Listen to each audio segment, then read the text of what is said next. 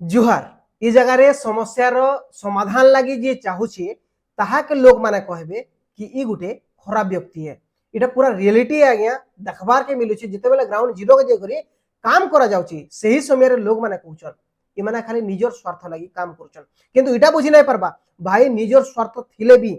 से केन उद्देश्य नै करी से कामटा करूची। बहुत जरूरी रही ई जगह लोग माने सचेतन हबार हुए तो किसी काम टे करी गले जणे लोकंकर आशा पूर्ति होउची ठीक अच्छे सही जगह रे मुई चली जाउछे मोर निजर परिवार के सही जगह रे पोषि पारुछे किंतु मोर उद्देश्य काना रहिची सही जिनिसटा लोग माने बुझबार बहुत जरूरी रहिची। जेन दिन तक ए कथाटा बुझी नहीं पारबे ना जेन समाज सेवी भाई माने बाहरिछन सही मान को खाली गाली दोथिबे आ इटा कहथिबे